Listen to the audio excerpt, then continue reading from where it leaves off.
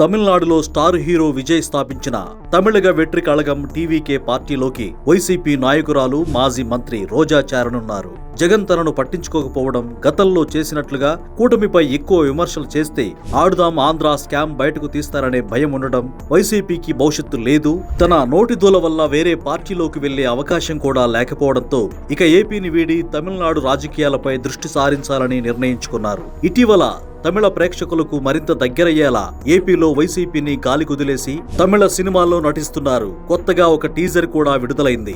అయితే రోజాకు ఏపీ రాజకీయాలపై ఆసక్తి తగ్గడానికి వైసీపీకి భవిష్యత్తు లేకపోవడం ఒక కారణం కాగా, నగరలో తనకెదురవుతున్న పరిస్థితులు మరో కారణం. నగర నియోజకవర్గ పరిధిలో ఈ నెల 11న జరిగిన ఎంపీపీ ఉప ఎన్నికల్లో 2 మండలాలను తెలుగుదేశం పార్టీ దక్కించుకుంది. దీనిపై సొంత పార్టీ వారే కుట్ర చేశారని బహిరంగంగా దూషించారు. ఒరేయ్ పనికిమాలిన వెధవల్లారా, ఒక అమ్మకి అబ్బకి పుట్టుంటే పార్టీకి రాజీనామా చేసి పోటీ చేయండి అంటూ సవాల్ విసిరారు. ఆమె వ్యాఖ్యలకు స్పందించిన వైసీపీ నాయకుడు చక్రపాణి రెడ్డి రోజా కోసం తాను ఎమ్మెల్యే సీటు త్యాగం చేశానని, రాజకీయంగా రోజా ఎదిగిందే తన వల్లే అని, ఒక మహిళని మర్చిపోయి మాట్లాడుతోందని, ముందు తన పుట్టుక గురించి ఆమె ఆలోచించాలంటూ ఆయన ఘాటుగా స్పందించారు. అయినప్పటికీ తన ఆగ్రహం తగ్గకపోవడంతో తానున్నంత వరకు నగరలో రోజాను గెలవనివ్వనని శపథం చేశారు. దీంతో రోజా నగర నుంచి ఇక గెలుపొందే ఆశలు పోగొట్టుకుంది. నగర నియోజకవర్గ పరిధిలో చక్రపాణి రెడ్డి బలమైన నేత. ప్రతి మండలంలో, ప్రతి గ్రామంలో ఆయనకు అనుచర గణం ఉంది.